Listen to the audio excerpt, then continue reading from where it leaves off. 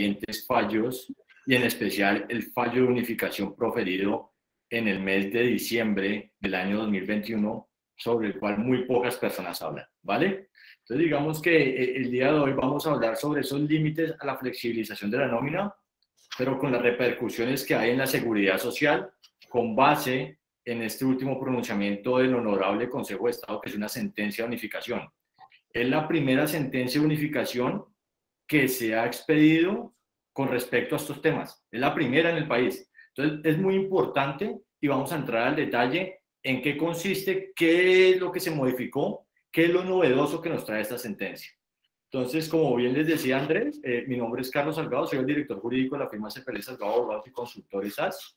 Soy abogado de la Universidad Externado, especialista en Derecho Tributario de la Universidad Javeriana, especialista en Derecho de lo Contencioso Administrativo de la Universidad Externado de Colombia.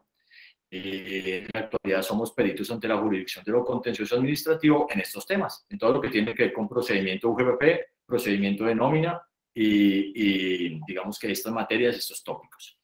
Entonces, bueno, el día de hoy vamos a hablar de esa nueva parametrización en la nómina. Vamos a entrar a detallar los cambios que hay, pero pues para empezar a detallar los cambios que existen hay que hacer un análisis y un desarrollo, primero que todo, de lo que hay, de la historia, de cómo podemos entrar a abordar estos temas. Diego, siguiente diapositiva, por favor, ayúdame. Entonces, las normas que regulan básicamente esto de lo que vamos a entrar a profundizar, y ustedes estoy seguro que lo tienen más que preciso, y más son conocedores de estas normas, es el 127 y el 128. Los artículos 127 y 128 del Código Sustantivo del Trabajo nos hablan qué es salario y qué no es salario. ¿Por qué? Porque es importante entrar a abordar estos dos artículos, porque estos artículos son los que nos van a llevar a los límites de la flexibilización de la nómina con respecto al pago de seguridad social, que más adelante lo vamos a desarrollar desde el artículo 30 de la Ley 1393, artículo que tuvo en su momento una reglamentación por parte del Acuerdo 1035 que la UGPP desarrolló, pero fue declarado inexequible. Y como fue declarado inexequible, pues el Consejo de Estado se vio en la obligación de unificar jurisprudencia en esta materia. Y cuando el Consejo de Estado unifica jurisprudencia sobre un tema, cuando hay el tema es de trascendencia económica y de importancia jurídica. Entonces, el Consejo de Estado, que es la alta corte que define estos asuntos, porque estos asuntos no los define la UGPP, no los define la DIAN, sino el Honorable Consejo de Estado, sección cuarta, ve que hay un tema que tiene una importancia jurídica y trascendencia económica, decide unificar la jurisprudencia. Y unificar la jurisprudencia sobre el correcto manejo y la correcta interpretación del artículo 30 de la Ley 1393 del 2010, que es el que nos habla del límite de la flexibilización. Pero ya vamos a llegar ahí. Entonces, para llegar al análisis de ese artículo 30, primero hay que mirar el artículo 127 del Código Sustantivo del Trabajo, que es el artículo que nos define qué es salario. Y procedo a mencionarlo de manera muy rápida porque yo sé que ustedes lo conocen. El 127 constituye salario no solo la remuneración ordinaria, fija o variable, sino todo lo que recibe el trabajador en dinero o en especie como contraprestación directa del servicio, sea cualquiera la forma o denominación que se adopte, como primas sobre sueldos, bonificaciones habituales, valor del trabajo suplementario o de las horas extra, valor del trabajo en días de descanso obligatorio, porcentaje sobre ventas y comisiones. Ahora bien, vamos a entrar a mirar el artículo 128. Por favor, Diego, ayúdanos. Digamos que estos son los criterios que en principio incorporaría el 127, que son pagos laborales que incluyen, entre otros, el salario fijo, las comisiones, horas extras, bonificaciones, primas extralegales. Siguiente cuestión. Y acá tenemos el 128. El 128 ha tenido múltiples interpretaciones. Y como ha tenido múltiples interpretaciones, como les digo, el día de hoy vamos a hablar de la sentencia que unifica cómo debemos entender la desalarización con sus límites. Entonces, el 128 procedo a resumirlo de la siguiente manera. No constituye salario las sumas que ocasionalmente o por mera liberalidad recibe el trabajador del empleador como primas, bonificaciones o gratificaciones ocasionales, participación de utilidades, excedentes de empresas de economía solidaria, lo que recibe en dinero o en especie, no para su beneficio ni para enriquecer su patrimonio, sino para desempeñar a cabalidad sus funciones como gastos de representación, medios de transporte, elementos de trabajo y otros semejantes. tampoco las prestaciones sociales de que trata el título 8º y 9º. Paréntesis. Cuando arrancaron los procesos UGPP, inicialmente la entidad, dentro de sus fiscalizaciones, solicitaba aportes sobre prestaciones sociales. Ese actuar duró algunos meses, pero ustedes son conocedores que las prestaciones sociales, ese punto fue demandado y en la actualidad se encuentra suspendido, por lo tanto la UGPP no puede cobrar seguridad social sobre prestaciones sociales.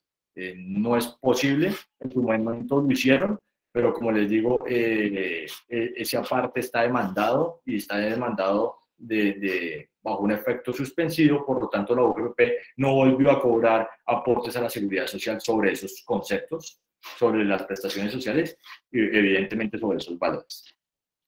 Siguiente, tampoco las prestaciones sociales, como les venía diciendo. Cuarto, ni los beneficios o auxilios habituales u ocasionales acordados convencional o contractualmente. Este cuarto es el más importante y es preciso mencionarlo varias veces. Cuarto, ni los beneficios o auxilios habituales u ocasionales acordados convencional o contractualmente u otorgados en forma extralegal por el empleador cuando las partes, importante esto, cuando las partes hayan dispuesto expresamente que no constituyen salario en dinero o en especie, tales como la alimentación, habitación o vestuario, las primas extralegales de vacaciones, de servicios o de Navidad. Este cuarto es muy importante y ya van a ver que en el desarrollo de esta charla va a tomar una relevancia y una preponderancia absoluta ese cuarto punto. Siguiente diapositiva. Entonces, pues digamos que este fue el desarrollo que tomó, es uno de los artículos y digamos, normas esenciales con las cuales la sentencia de unificación empezó a desarrollar su sentencia y la base con la cual se debe hacer la correcta interpretación de los conceptos que yo puedo entrar a desalarizar. Entonces, digamos que este es un artículo importante para verlo. Sobre el cual nos fija sobre qué bases yo debo pagar la parafiscalidad. Porque es importante que también tengamos presente que el Sistema General de la Seguridad Social se conforma de 6 subsistemas. Para las personas que no lo tengan muy presente: salud, pensión, compensación, SENA y CBF. La parafiscalidad es SENA, CBF, caja de compensación.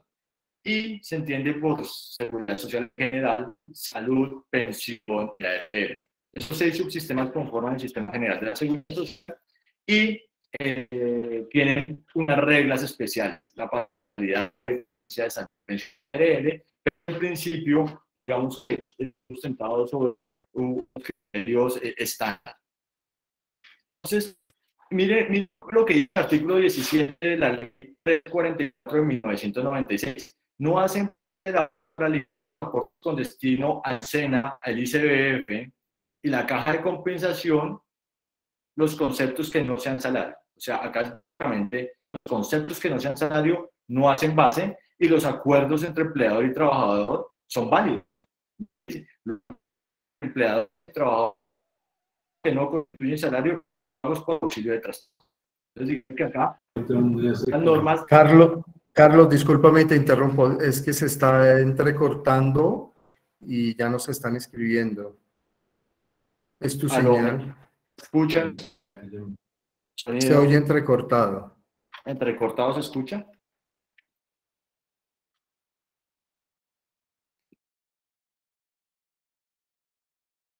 ¿Aló, me escuchan? ¿Me escuchan? Sí, ahí te estamos escuchando. Ahí te escuchamos. ¿Me escuchan mejor?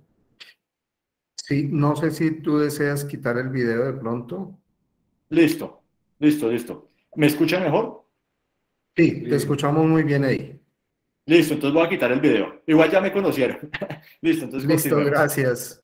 Entonces, bueno, para las personas que pues no me habían visto, pues ya tuve la oportunidad de hacer la presentación. Continuamos. Entonces, miren que este artículo 16 de la Ley 344 de 1996 fue uno de los primeros artículos que empezó a hablarnos de la exclusión de los valores, la exclusión, la desalarización de conceptos. Entonces, mire, se entiende que los acuerdos entre empleadores y trabajadores sobre los pagos que no constituyen salario y los pagos por auxilio de transporte no hacen parte para el SENA, ICF y Caja de Compensación. Digamos que esta es la norma, yo diría, inicial que dio la posibilidad a desalarizar conceptos salariales o no salariales sobre la nómina. Pero digamos que este es el primer antecedente que tenemos. Siguiente diapositiva, Diego.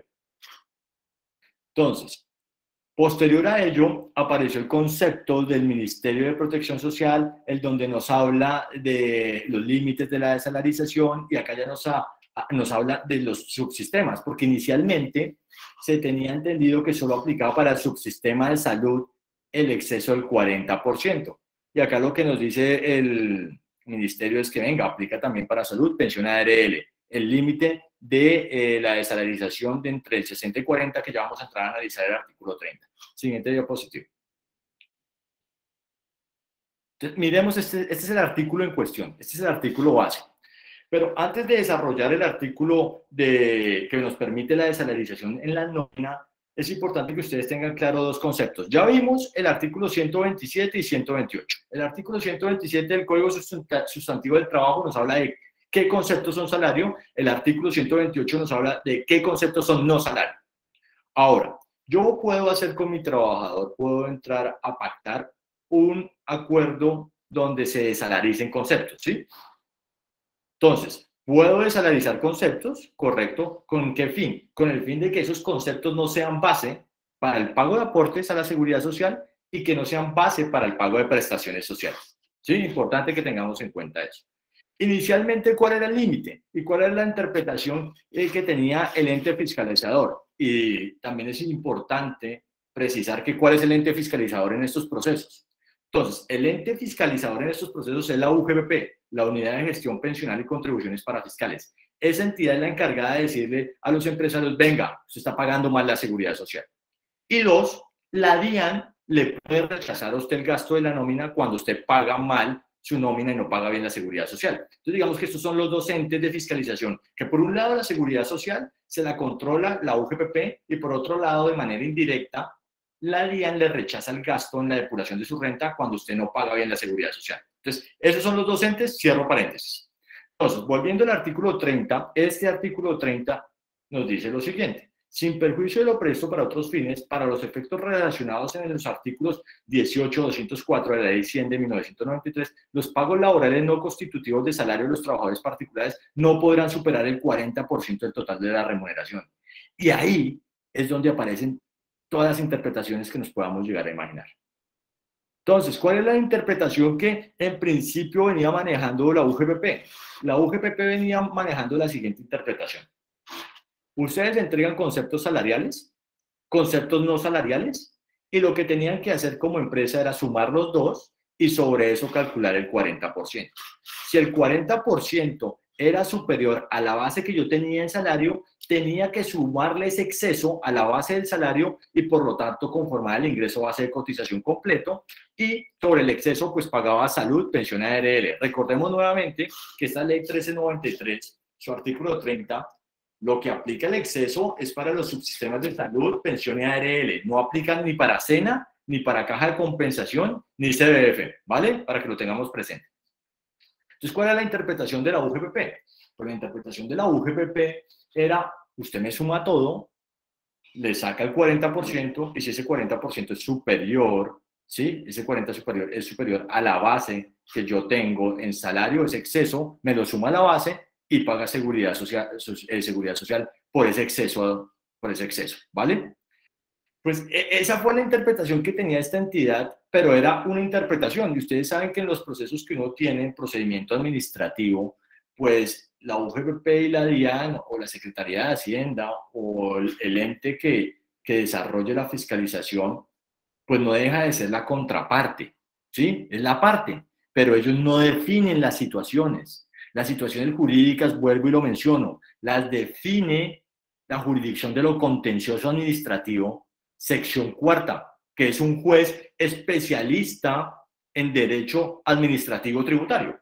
Entonces, son ellos los llamados a definir esta situación, no las entidades del Estado del orden ejecutivo. ¿Por qué hago precisión a esto? Porque muchas veces los contribuyentes y nuestros clientes piensan que la última palabra la tiene la entidad, ¿no? Y ahí es donde partimos de una premisa errada. No, quien tiene la última palabra es la jurisdicción de lo contencioso administrativo, un juez especializado en derecho administrativo tributario, ¿vale? Entonces, eso es importante que lo tengamos en cuenta. Entonces, en su momento, la interpretación que estaba manejando la UGPP es esta que les estoy comentando. Pero como era una mera interpretación, pues, ¿qué hizo la entidad? Pues la entidad desarrolló y creó algo que se llamaba el Acuerdo 1035. Continuemos, Diego, por favor. Entonces, digamos, esto es lo mismo que les venía hablando, los límites. Pues si quieren los chequeamos. Límite a los pagos no salariales, sin perjuicio de lo previsto para los otros fines. Lo relacionado al 18.204 de la Ley 100 del 93. Aplica solo para aportes a la seguridad social. No es limitante laboral desde el punto de vista contractual. No se hace extensivo a los aportes del SENA, ICBF y Caja de Compensación, como les venía comentando. Y esto nació como una norma con el fin de evitar la evasión en el pago de la seguridad social. También aplica para ARL. Entonces, continuemos. Entonces, como les venía diciendo, continuemos.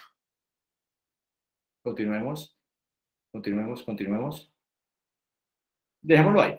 Entonces, como les venía diciendo, ellos tenían una interpretación y entonces crearon el Acuerdo 1035. ¿Qué decía el Acuerdo 1035? El Acuerdo 1035 decía que la seguridad social se pagaba ese exceso en el 60-40 en la flexibilización, pues básicamente tú cogías todos los pagos salariales más los pagos no salariales, los sumabas y sobre eso calculaba el 40%. Y nuevamente, si ese 40% superaba la base que yo tenía en salario, le sumaba ese exceso a la base del salario para pagar seguridad social en salud, pensión y ARL. Eso decía el Acuerdo 1035, que era básicamente convalidar la posición que tenía la UGPP. Entonces, la UGPP lo que hizo fue, a través del Acuerdo 1035, confirmar y convalidar su interpretación. Porque, como les decía, las entidades del Estado, pues lo único que son la contraparte y pueden tener una interpretación sobre determinados puntos, sobre determinados temas, pero pues no la pueden imponer a menos de que ya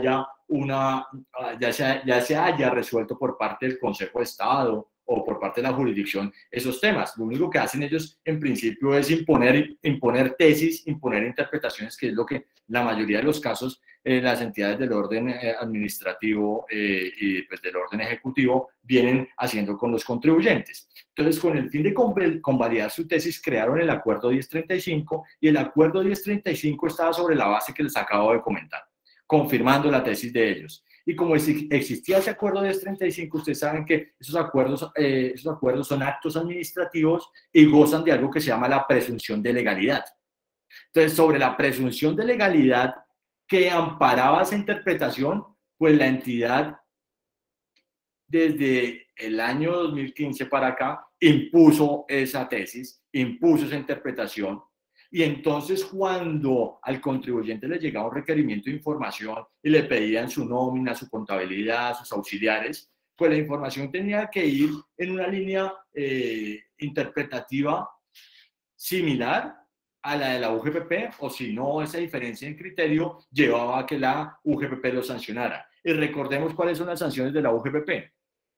Cuando te llega un requerimiento para declarar o corregir, tienes una sanción del 35% por inexactitud, ¿sí? Si es mora u omisión, la sanción puede ir hasta el 100%, y cuando estás en liquidación oficial, la sanción es del 60% por inexactitud, y cuando es mora u omisión, la sanción puede ir hasta el 200%, ¿vale? Entonces, digamos que ellos, a través de su interpretación, pues impusieron de manera vehemente esa forma de ver la flexibilización en la nómina. Ahora bien, ¿qué ha pasado jurisprudencialmente con este tema? La Sala Laboral de la Corte Suprema de Justicia, al igual que la Corte Constitucional, siempre han tenido unas posiciones muy claras desde tiempo atrás. No obstante, durante el trasegar de estos años, pues ha existido una que otra sentencia que se encuentra en oposición con la tesis prevalente, pero normalmente tanto la Corte Suprema de Justicia como la Corte Constitucional han mantenido una tesis. y vamos a mirar las tesis que han mantenido. Entonces, la Corte Suprema de Justicia Sala Laboral lo que ha planteado es que se puede entrar a desalarizar conceptos que son no salariales. Me explico. Yo tengo unos conceptos en mi nómina que son salariales y los que son no salariales, pues sí pueden estar en un pacto de exclusión salarial, siempre y cuando esos conceptos no retribuyan directamente el servicio prestado. Si el concepto retribuye directamente el servicio prestado, no podría desalarizarse porque se estaría desnaturalizando el concepto. Se estaría desnaturalizando el concepto salarial con el fin de cierta manera, evadir el pago de la seguridad social. Esa ha sido la tesis predominante de la Corte Suprema de Justicia Sala Laboral. Sin embargo, en el año 1993 se expidió una sentencia que es citada por esta sentencia de unificación del Consejo de Estado, donde la tesis de la Corte Suprema de Justicia Sala Laboral es diferente. Y procedo a leerlo. Lo que verdaderamente quiere decir la última parte del artículo 15 de la Ley 50 de 1990, y paréntesis también, este artículo 15 de la Ley 50 de 1990 fue el artículo que modificó el artículo 128, el que leímos. Recordemos, el artículo 128 es el que nos habla de los conceptos no salariales, ¿vale? Entonces, prosigo a leer esta parte de la sentencia que es muy importante. Lo que verdaderamente quiere decir la última parte del artículo 15 de la Ley 100 de 1990, aunque deba reconocerse que su redacción no es la más afortunada, que a partir de su vigencia, pagos son salarios. Los pagos que son salario pueden, no obstante, excluirse de la base del cómputo para la liquidación de otros beneficios laborales, prestaciones sociales e indemnizaciones. Vuelvo y leo, mire lo importante y la diferencia que hay en la tesis de esta sentencia. ¿Y por qué es importante prestarle atención? Porque este fue uno de los elementos sobre los cuales el Honorable Consejo de Estado, ahorita en su sentencia de unificación, desarrolló la providencia, desarrolló esta providencia. Dice, aunque deba reconocerse que su redacción no es la más afortunada, es que a partir de su vigencia, los pagos que son salario pueden, no obstante, excluirse de la base del cómputo para la liquidación de otros beneficios laborales, como son las prestaciones sociales e indemnizaciones. ¿Qué nos está queriendo decir este parágrafo? Que yo puedo desalarizar conceptos que son salario. Y eso va en oposición de la tesis interpretativa que ha tenido en mayor tiempo la Corte Suprema de Justicia Sala Laboral. O sea, la tesis prevalente de la Corte Suprema Sala Laboral siempre ha sido que los conceptos salariales tú no los puedes desalarizar, porque tú no puedes desnaturalizar los conceptos. Pero mire que esta sentencia me dice todo lo contrario. ¿Sí? Para que la tengamos presente, porque esto va a ser un desarrollo muy interesante de la sentencia de unificación, que es la base de esta charla. O sea, la base de esta charla es la sentencia de unificación, que es la que nos marca los límites de la desalarización en la nómina para el pago de aportes a la seguridad social. Continuemos, Diego.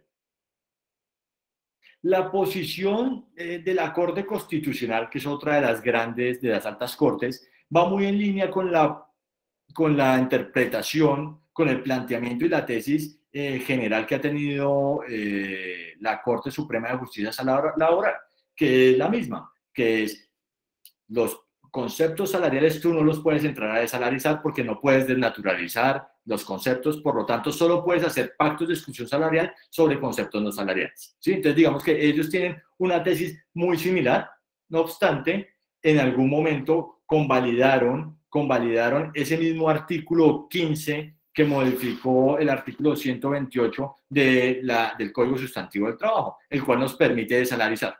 Continuemos.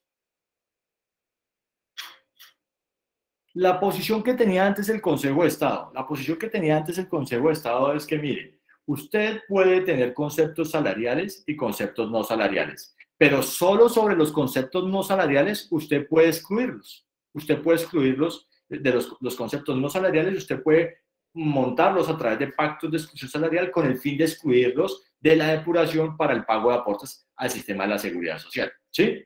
Sin embargo, la posición del Consejo de Estado era prácticamente la misma posición que venía desarrollando la UGPP en sus procesos de fiscalización, que era, si usted tiene un concepto salarial, lo suma más el concepto no salarial, a eso le saca el 40% y sobre el 40% usted lo compara con la base salarial. Si hay exceso, suma ese exceso al ingreso base de cotización y paga aportes a salud, pensión y ARL.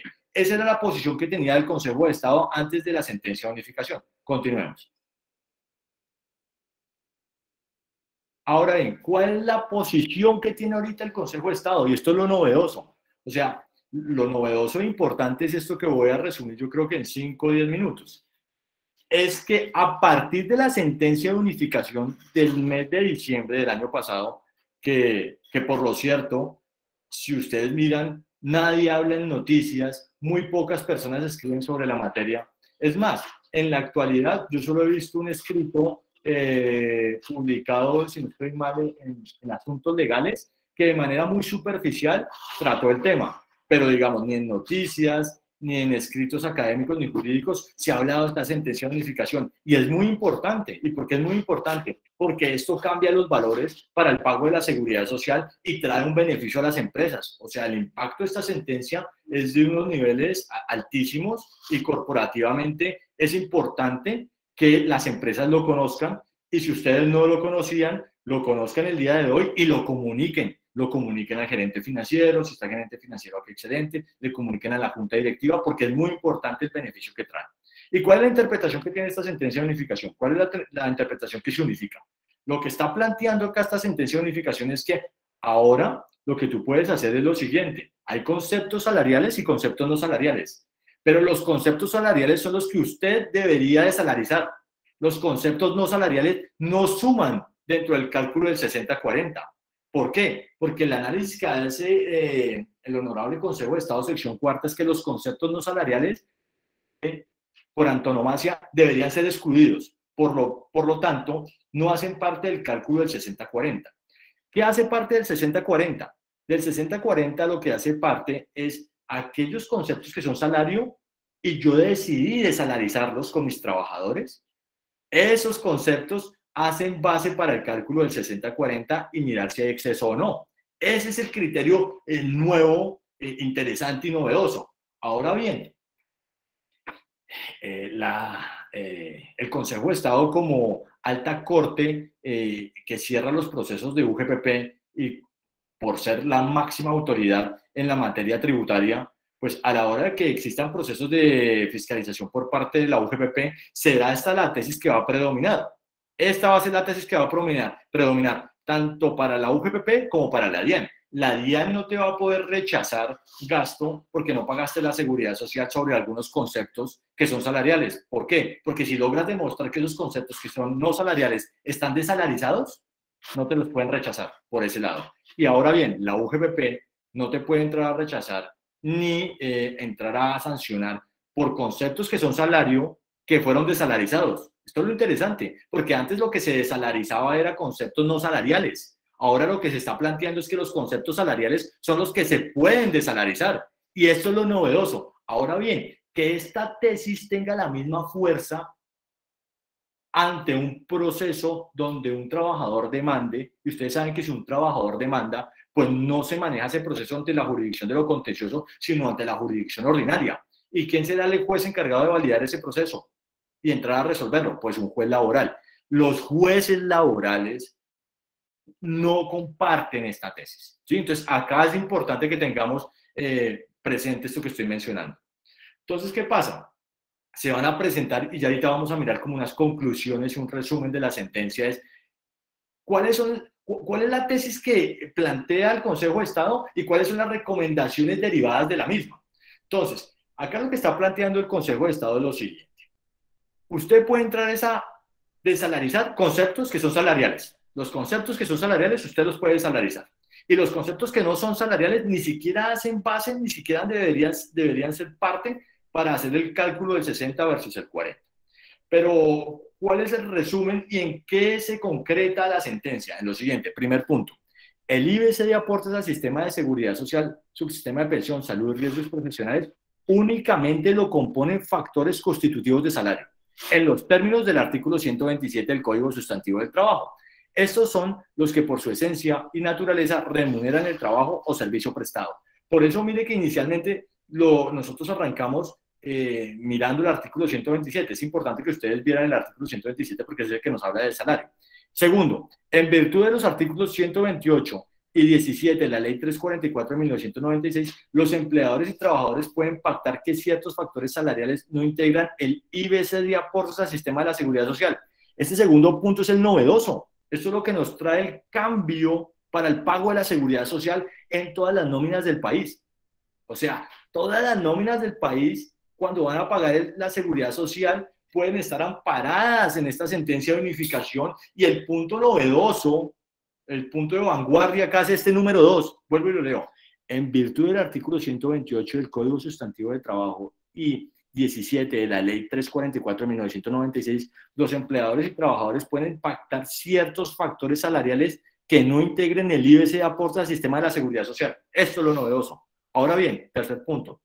El pacto de salarización no puede exceder de previsto en el artículo 30 de la Ley 1393 del 2010. Es decir, el 40% del total de la remuneración. Pero entiéndase como remuneración solo los conceptos salariales y los salariales desalarizados, no los conceptos no salariales. ¿Vale? Esto es importante que les quede claro hoy. Si nos queda claro esto, nos damos por muy bien servido porque el tiempo se utilizó de la mejor manera. Ahora bien, continúo.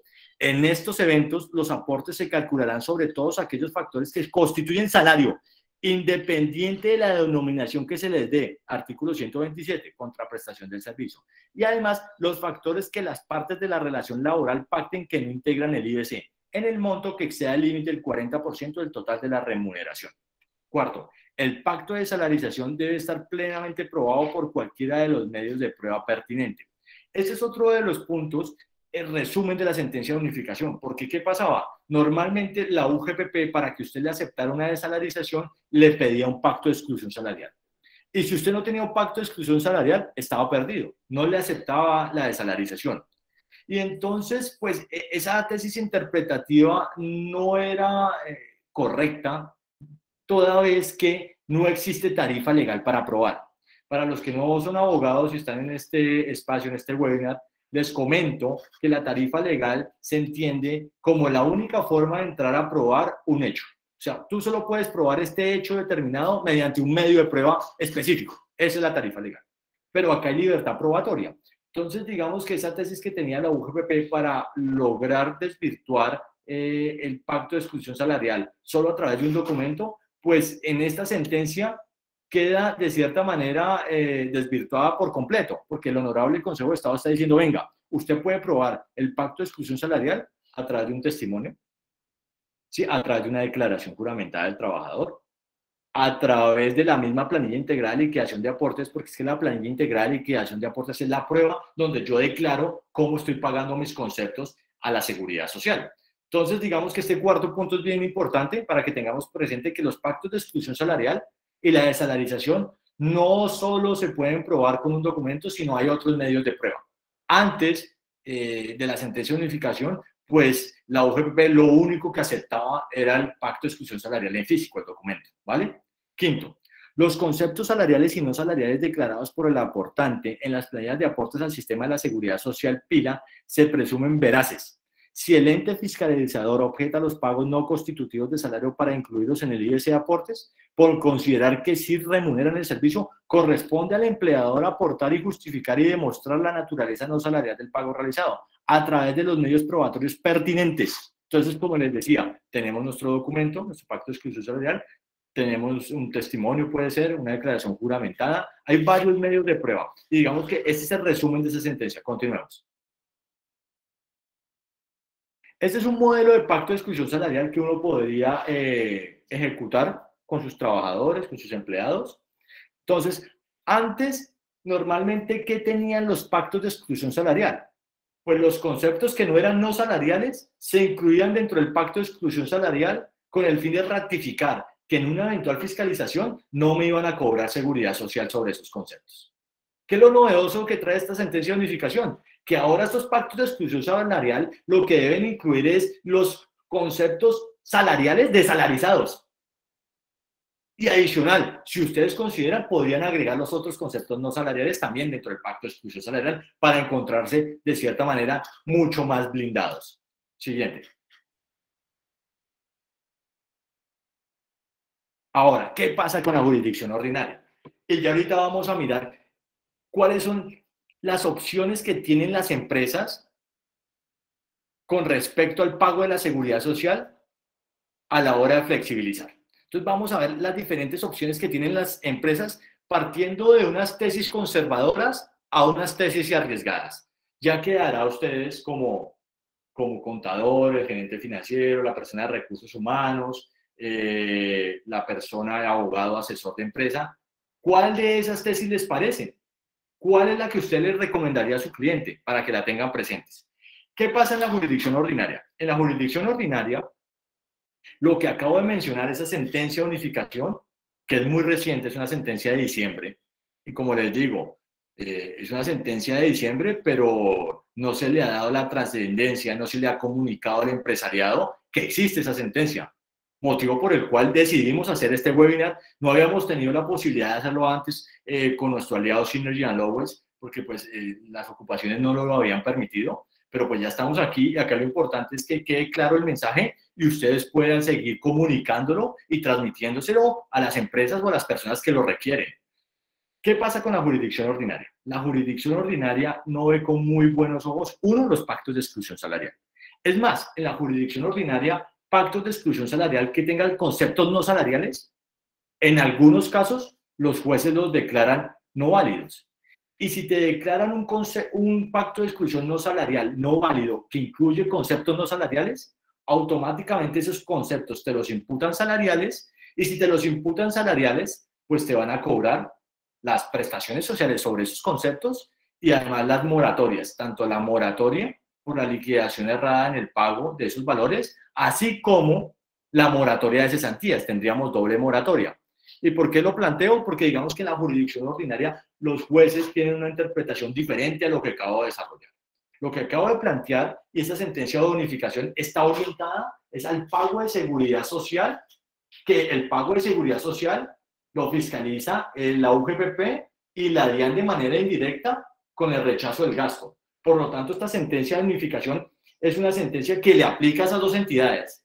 No obstante, en una demanda laboral, esa sentencia no tiene la misma fuerza porque en una demanda laboral el trabajador acude ante un juez ordinario y el juez ordinario tiene como criterio jurisprudencial el que inicialmente les planteé, que es los conceptos salariales, por nada del mundo los puedes desalarizar, porque si no perdería naturaleza el concepto. Y lo que yo estaría haciendo es evadiendo unos montos para no pagar prestaciones sociales sobre ellos.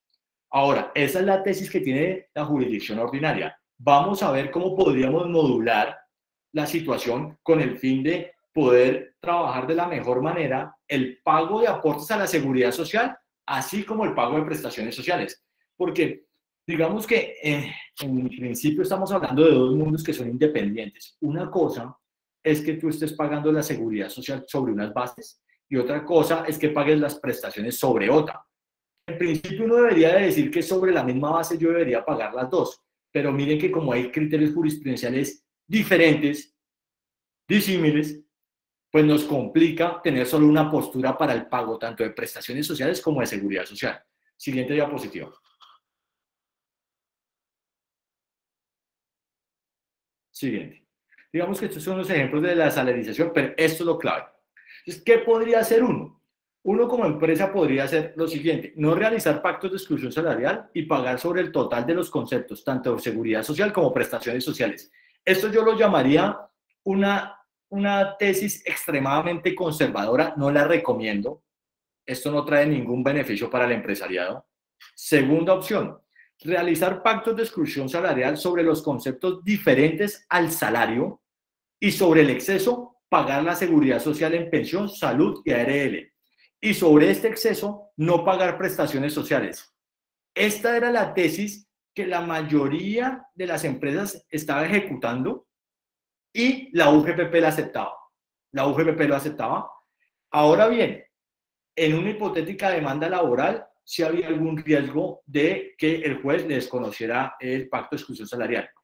Sin embargo, este segundo punto es la tesis que ha venido imperando antes de la sentencia. Después de la sentencia de diciembre del año 2021 para acá, se abren estas dos nuevas opciones. y las dejo a discusión de los panelistas y las personas que se encuentran en este webinar, porque partiendo de estas dos nuevas tesis, se tendrán que recalcular los valores a cancelar como aportes al sistema general de la seguridad social. Y la tercera tesis puede ser la siguiente: realizar pacto de exclusión salarial sobre los conceptos salariales que voy a desalarizar, al igual que incorporar los no salariales y sobre estos no pagar seguridad social. Esto es claro. Ante la UGPP y la DIAN no vamos a tener problema. Pero sí prestaciones sociales sobre los conceptos salariales desalarizados. Esta es una tesis que a nosotros nos parece que es muy prudente. ¿Por qué? Porque nos blindamos para pagar menos seguridad social, porque la sentencia de unificación no lo permite hacerlo de esa manera, ¿sí? Nos permite hacerlo de esa manera. Entonces, nos blindamos ante una hipotética fiscalización por parte de la UGPP y la DIAN, porque estos conceptos no los van a aceptar. Y si tenemos una demanda laboral, no vamos a tener inconveniente porque sobre los conceptos salariales desalarizados, pagué prestaciones sociales. Esta es una tesis, me parece intermedia y que nos sirve y el riesgo no es alto. Ahora bien, ¿cuál sería la última tesis? Realizar pacto de exclusión salarial sobre los conceptos salariales que voy a desalarizar, al igual que incorporar los no salariales y sobre estos no pagar ni seguridad social ni prestaciones sociales. Esta es una tesis más riesgosa porque con respecto al pago de la seguridad social tenemos sentencia de unificación que nos blinda sobre esos conceptos que son salariales y los desalaricé y no estoy pagando seguridad social porque la sentencia de unificación nos permite hacerlo. Pero a la hora de una demanda laboral ante la jurisdicción ordinaria, el juez no va a ver con muy buenos ojos ese pacto de exclusión salarial y la sentencia de unificación proferida por el Consejo de Estado, pues no es sentencia que los obliga a ellos, porque las sentencias que obligan a los jueces laborales y al tribunal de materia laboral, pues es la Corte Suprema sala laboral, y ustedes ya vieron que la tesis de ellos es diferente. Por lo tanto, esta cuarta opción sería algo riesgoso. En principio, estas serían las tesis que podría uno concluir con respecto a esta sentencia de unificación, pero igual queda abierto a muchas interpretaciones de cómo se debería tomar el pago de la seguridad social, pero a grosso modo este sería el resumen de la sentencia. Y digamos que a grosso modo estas serían las opciones que ustedes como asesores podrían entrar a valorar para entrar a obtener un mayor ahorro y reducción en el pago de aportes a la seguridad social. Es una sentencia muy interesante. Nosotros en principio como firma vemos que la tesis que podría uno estar aplicando al día de hoy es la tercera opción. Me parece que es una opción muy interesante que trae un ahorro a la hora del pago de la seguridad social de las empresas. Entonces, digamos que ese es el resumen de esta sentencia de unificación. A mí me gustaría escuchar las preguntas, los interrogantes que ustedes tengan. Entonces, yo creo que ese es el momento pues, para poder escucharlos. Pero antes de que empiecen las preguntas, quiero mostrarles lo último. Miremos este artículo. ¿Qué pasa en aquellos procesos que ustedes hayan tenido desde la jurisdicción de lo contencioso administrativo? ¿Sí? Procesos que hayan tenido ante la jurisdicción de lo contencioso administrativo, en segunda instancia, todavía no estén firme el proceso y no les hayan aplicado esta sentencia de unificación.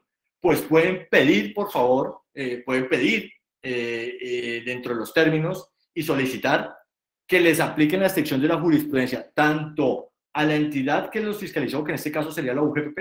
En caso de que la UGPP no aplique la sentencia de unificación, ese acto administrativo usted lo puede llevar ante la jurisdicción de lo contencioso para que le apliquen el artículo 102, que es extensión de la jurisprudencia. La extensión de la jurisprudencia no es otra cosa que decirle a la entidad, venga, aplíqueme por favor la sentencia de unificación porque mi proceso no me la aplicó. Y si no me la aplica, lo puedo llevar ante la jurisdicción de lo contencioso. Aquí es clave que cuando usted haga esa oportunidad, cuando usted haga esa solicitud y pida que le apliquen la sentencia de unificación, esté dentro de los términos legales y no esté consolidado el proceso, no haya caducado las acciones, ¿vale? Eso es importante. Con ese último artículo me despido del resumen de esta charla. Ahora me gustaría escuchar las inquietudes y preguntas que tienen con respecto a ello. Carlos, muchas gracias por toda tu información tan valiosa.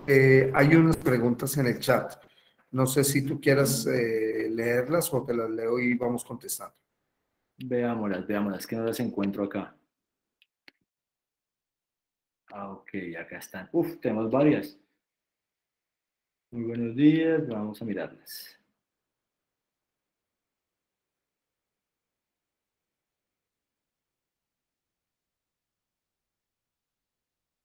Listo, acá la primera de Cindy. Cuando sumo lo que no constituye salario, ¿debo tener en cuenta el auxilio de transporte? Entonces, la respuesta es que antes de esta sentencia de unificación y antes de la derogatoria del acuerdo 1035, el acuerdo de 1035 te decía que para sumar el 60-40 tenías que sumar el auxilio de transporte. El acuerdo 1035 ya fue declarado inexequible. Por lo tanto, el auxilio de transporte no va. Uno, y dos, la sentencia de unificación es muy clara. El auxilio de transporte no es un concepto salarial. Entonces, ni siquiera hace base para el cálculo del 60-40, ¿vale?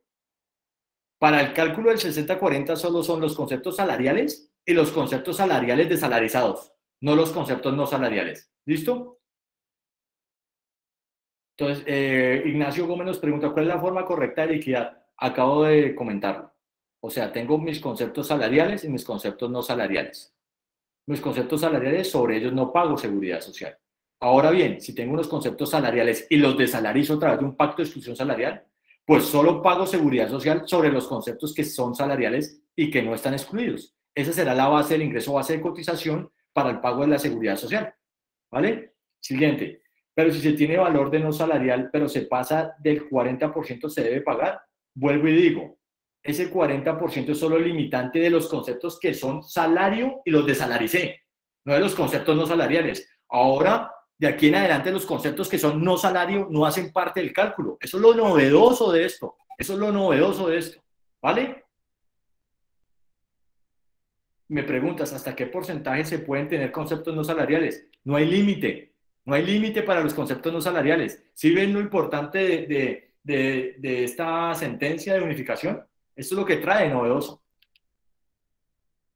Siguiente. ¿Será posible tener ejemplos para saber cuáles son los conceptos de salario que se pueden aplicar? Arriba tengo otros ejemplos, ahorita los colocamos. En la actualidad, con el trabajo remoto, el bono de mera liberalidad que se paga cada mes en la nómina para apoyar el pago de Internet y el celular es una desalarización. Mira, ese concepto nosotros entendemos que es herramienta de trabajo y como esa herramienta de trabajo no es salario, por lo tanto ni siquiera lo debería llevar dentro del cálculo 60-40, ¿vale? Ay, Andrea Baracaldo nos pidió un ejemplo. Y ahorita miramos ejemplo, pero creo que se salió hace poquito, pero bueno, ahorita lo comunicamos y lo miramos. Sonia nos vuelve a preguntar, ¿los empleados deben haber firmado en un otro sí los bonos de mera liberalidad y cuando uno además les da debidamente firmado en otro sí el contrato inicial con concepto de auxilio, alimentación, de manutención de vehículo, independiente del salario? La recomendación es la siguiente. Todos estos conceptos que son no salario, y además, los conceptos que son salario y los voy a desalarizar, que es lo novedoso de esta sentencia, recomiendo que los tengamos en un pacto de exclusión salarial. Al margen que los podamos probar bajo otros medios probatorios, tal cual lo contempla la sentencia de unificación. Como no hay tarifa legal para probar la situación, pues yo puedo probarlo a través de diferentes medios de prueba. Pero digamos que en la práctica se puede llegar a dificultar probar una exclusión de salario cuando, por ejemplo, tu trabajador ya no está contigo. Entonces, el trabajador ya no está contigo, ¿qué testimonio te puede dar? Se complica, ¿no? Una declaración juramentada de ese trabajador cuando ya no trabaja contigo y se fue del país, se complica. Pero si tenemos nuestro pacto de exclusión salarial que incorpora los conceptos salariales desalarizados y además le agrego los no salariales para irme a la fija, pues mucho mejor tener ese documento bien completo, bien robusto y compacto, ¿vale? Siempre debe haber un pacto entre las partes, cada año debe actualizarse el acto administrativo. No, recordemos que estos documentos que se firman con, digamos, esto es una precisión jurídica, ¿vale? Para los que no son abogados. Los actos administrativos son los que profiere la entidad. Lo que yo hago con mi trabajador es un documento privado, eso no es un acto administrativo. Los actos administrativos provienen de una autoridad, ¿sí? Y además generan vínculo o generan repercusiones jurídicas y provienen de una entidad de la administración. Eso es un acto administrativo. Entonces, ¿qué pasa? Acá está preguntando Sonia. Siempre debe hacerse un pacto entre las partes, cada año debe actualizarse entre el empleador y el empleado, eso para poder decidir tomar la tesis de la tercera opción. No, puedes montarte un pacto robusto desde el principio, agregándoselo a la cláusula del contrato, si hasta ahora vas a contratar a la persona, o si ya la contrataste, posterior a la contratación puedes hacer el pacto de exclusión salarial y con un solo pacto que quede bien robusto, bien montado, no tienes la necesidad de estar actualizando, ¿vale? La tercera opción quiere decir que cuando el empleado se retira debemos incluir como base de liquidación definitiva todo lo recibido como salarial y lo no salarial. No. Sonia, vuelvo y hago hincapié. Antes de la sentencia, ¿qué pasaba? Habían conceptos salariales y conceptos no salariales. Dentro de los conceptos no salariales eran los que normalmente se estaban desalarizando. Como se estaban desalarizando sobre esos conceptos, las empresas no pagaban ni seguridad social ni prestaciones sociales. ¿Qué dice esta nueva sentencia? Que esta sentencia de unificación lo que nos está diciendo es que los conceptos salariales son los que puedo desalarizar. Sí. Entonces, ahora la recomendación es que, como puedo desalarizar esos conceptos que son salariales, sobre esos conceptos no pago seguridad social, pero sobre esos conceptos que son salariales que desalarizo, sobre esos conceptos sí debo pagar prestaciones sociales, porque recuerda que el juez laboral ve con otro prisma, con otro criterio de interpretación esa sentencia. Perfecto. Entonces, muy claro, doctor. Gracias. Eso es importante que te quede claro. Ahora bien, digamos que esa sería la tercera opción que nosotros vemos como una tesis interesante que podríamos utilizar con nuestras empresas.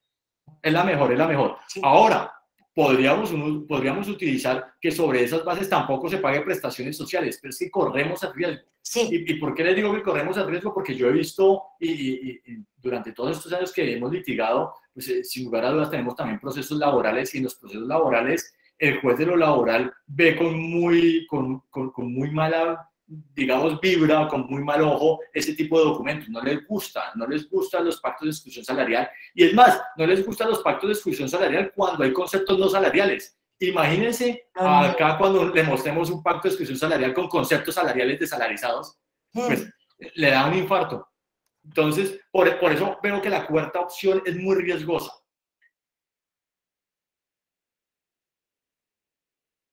Muchas gracias, doctor, es muy claro, gracias. Vale, importante, Sonia, que quede claro. Digamos, esto que estoy hablando en estos últimos 5 minutos es prácticamente el resumen de todo lo que venimos desarrollando el día de hoy, y esto es lo que yo quiero que ustedes le comuniquen a los empresarios. La gracia de esto es que podamos comunicar a los empresarios lo que está sucediendo, porque nadie ha hablado sobre el tema, y es un tema de trascendencia importantísima, pues tanto así que hay sentencia de unificación. O sea, si no existiera sentencia de unificación es porque el tema no es importante, pero como hay sentencia de unificación, y como les dije, las sentencias de unificación se expiden es porque es un tema de trascendencia económica y de importancia jurídica. Tenemos que darle la comunicación respectiva a todas las personas que tienen nómina para que miren cómo ajustan y le saquemos el mayor provecho a esta forma de calcular el pago de la seguridad social, que es muy importante. Siguiente pregunta. Buen día. Buen día. ¿Que han pagado mal pueden realizar alguna reclamación para que los dineros pagados sean devueltos? Jesús, no te entiendo muy bien esa pregunta, la verdad. Buenos días. Si tengo un pago de liquidación definitiva donde no tengo conceptos salariales, pero sí se realiza un pago no salarial, aplico el proceso 60-40, es decir, la aplicación del exceso para el descuento y pago de la seguridad social. Pues recordemos que acá lo conveniente es que tengamos nuestro pacto de exclusión salarial, ¿sí? Porque si no tenemos el pacto de exclusión salarial, pues podemos probarlo en un proceso de fiscalización, pero es importante que lo tengamos. ¿Un bono Sodexo para cubrir un bono de cumplimiento es base salarial? El salario es igual a 20 salarios mínimos integral, y este bono de Sodexo es de un 10%. Mire, en principio yo le diría, el bono Sodexo es un pago no salarial, ¿sí? Y como es un pago no salarial, ni siquiera hace parte del 60-40. Tanto así que el Honorable Consejo de Estado en su sentencia habló de esos bonos y dice que esos bonos son no salariales. Y como son no salariales, yo no los llevo dentro del cálculo 60-40, sino eso no es base para el pago de seguridad social.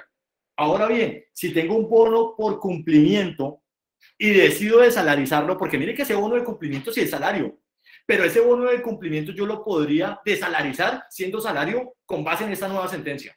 Y con base en esta nueva sentencia yo les digo, ese bono no paga seguridad social, pero ese bono yo sí recomiendo que paguemos prestaciones sobre él, porque, como les digo, el juez de la justicia ordinaria, el juez laboral, ve con un ojo diferente, con una interpretación diferente estas situaciones. Qué bueno sería que todas las altas cortes unificaran la jurisprudencia, porque es que mire en la situación que nos pone a hacer unos análisis, nos lleva a detallar muy bien qué es lo que vamos a hacer, porque no podemos hacer lo mismo con la seguridad social que lo mismo con las prestaciones sociales, porque corremos un riesgo muy, muy grande.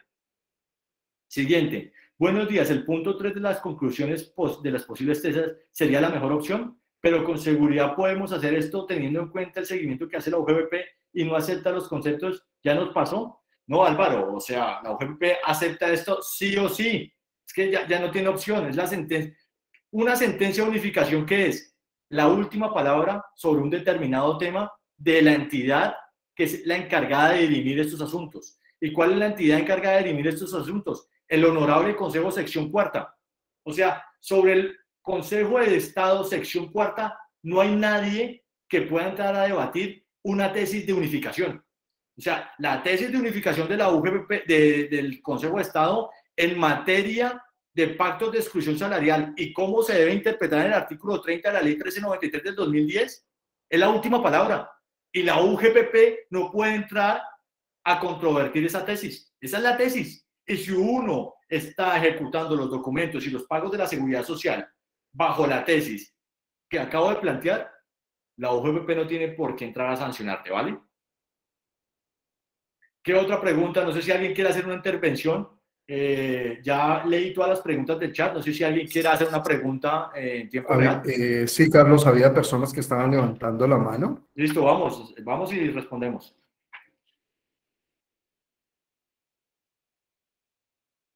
Jenny Arbeláez tiene la mano levantada y Margarita Maldonado. Jenny, pregunta, te escucho. Buenos días.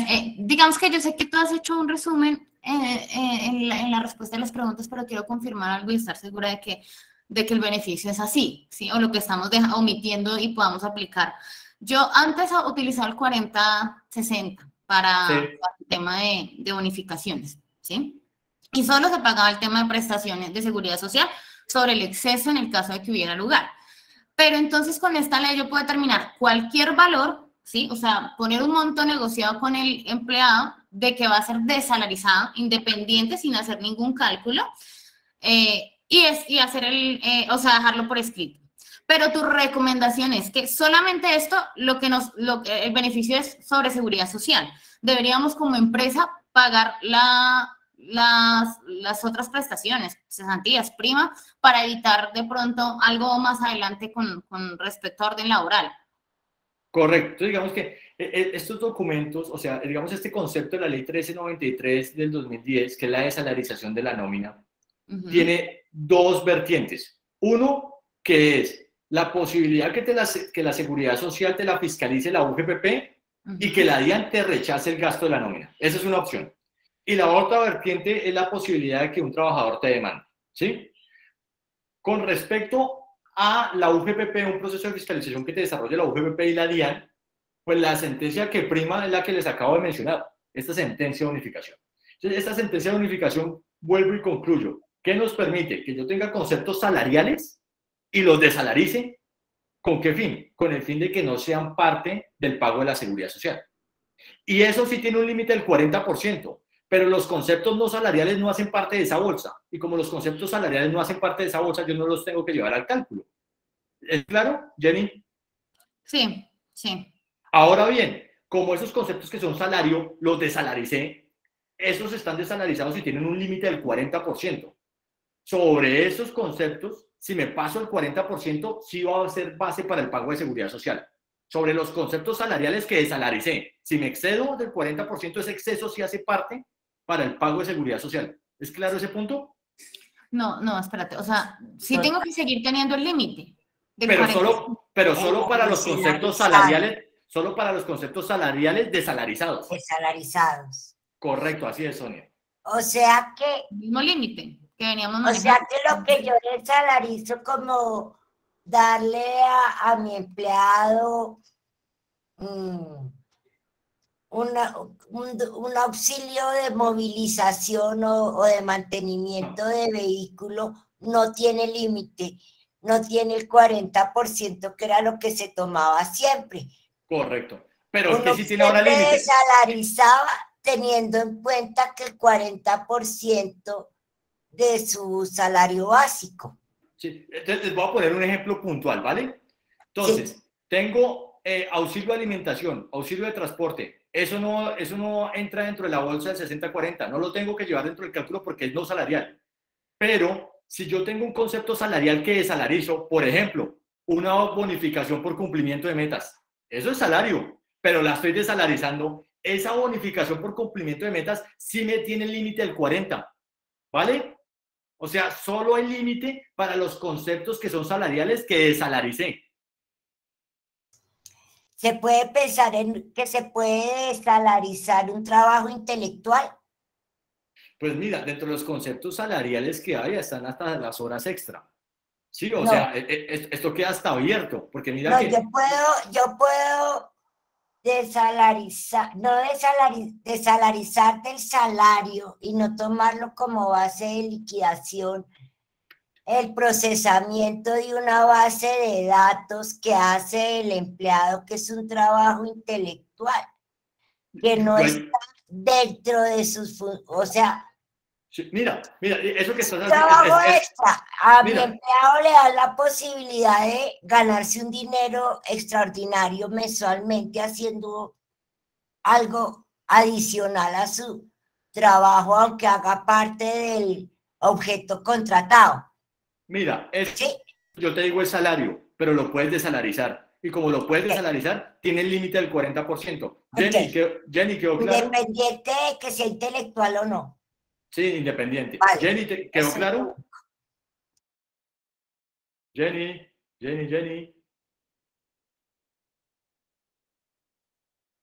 ¿Alguien más tenía la mano levantada? Sí, Ana Amado tiene la mano levantada.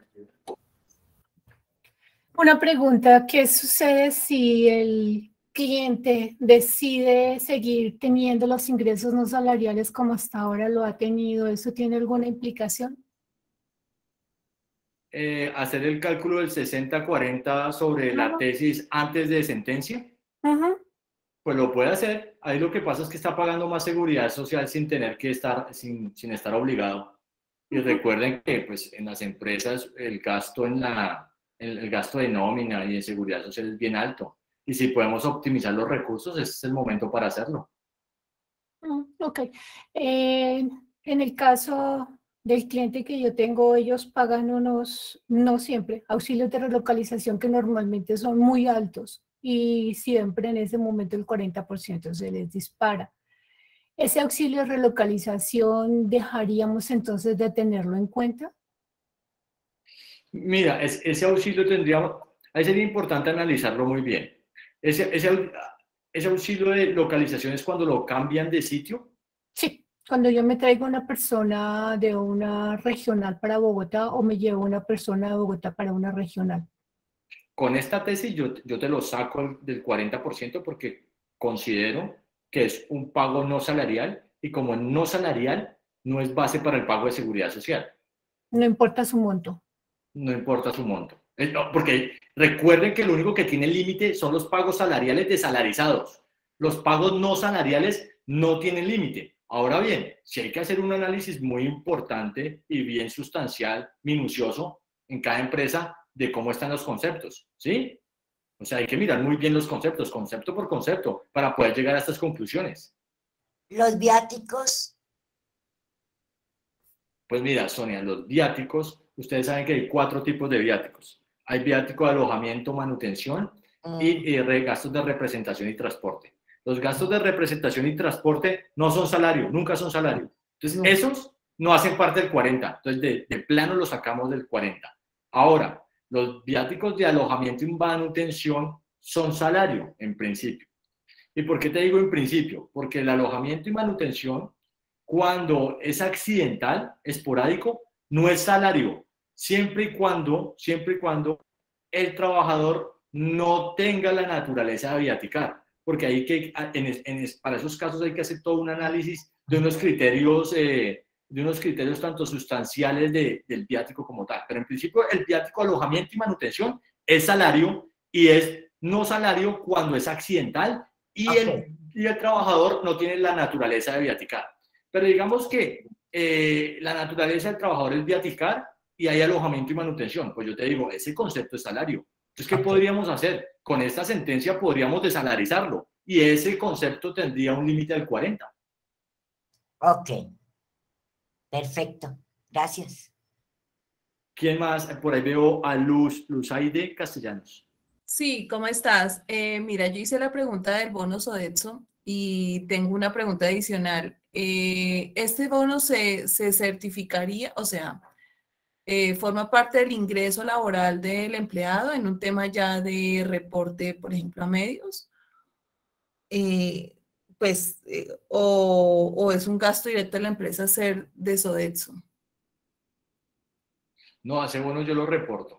Ese bono yo lo reportaría al trabajador. O sea, cuando se le da una certificación, dice su salario es tal, más un bono como empleado, ¿cierto? Y es más, en los requerimientos de información de la UGP, cuando te pide el detalle del tercero, pues hay que entregar el detalle del trabajador. Entonces, digamos, en ese orden de ideas hay que reportarlo, 1. 2, ese concepto es no salarial y por lo tanto no tiene límite y también no hace parte del 60-40. Pero sí dice, respecto a la sentencia, sí causaría prestación social, ¿cierto? Sí. Ahí es cuando diría... La base, o sea, a través de un bono estoy pagando un límite de cumplimiento.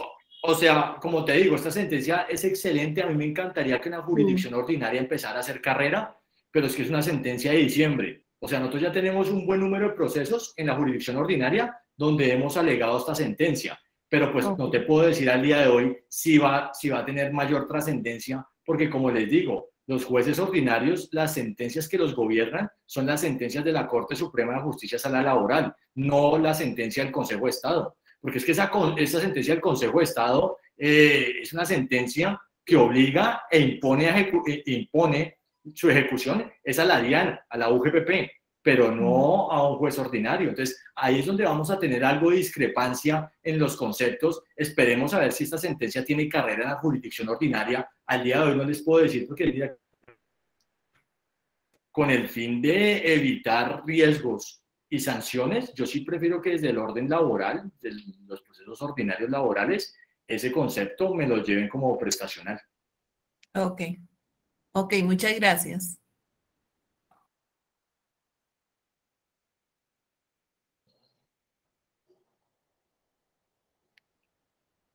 ¿Alguna otra pregunta? Bueno, yo creo que se da por terminado este webinar. Muy amables a todos los que participaron. No nos queda otro que darles las gracias. Y pues bueno, contamos con ustedes. Nos pueden buscar en las redes sociales. SPL Salgado Abogados y Consultores. Nos buscan en Instagram, nos encontramos como Salgado Abogados. Me pueden encontrar a mí como Carlos Salgado en Instagram. En LinkedIn estamos como SPL Salgado Abogados y Consultores. Y pues también a Synergy, que es nuestro aliado, lo pueden encontrar en todas las redes sociales. Fue un placer compartir con ustedes y espero que haya quedado claro la sustancia de la sentencia, el mensaje que queríamos transmitir, que es básicamente la última diapositiva. Intentamos ser lo más claros y para nosotros es un placer haber compartido estos minutos con ustedes. Que tengan buen día y un placer. Nos vemos en la próxima. Carlos, muchísimas gracias. Muchas gracias a todos los que participaron el día de hoy. Bueno, estaremos compartiendo en estos días otras invitaciones de webinar. Nuestra compañía está haciendo aproximadamente de 2 a 3 webinars. Muchas gracias. Que tengan un buen día. Gracias. Excelente. Muchas gracias. Gracias, muy amables. Muchas gracias. Muy buena exposición, muchas gracias. Muchas gracias. Sí, todo muy chévere. Muchas gracias, Synergy.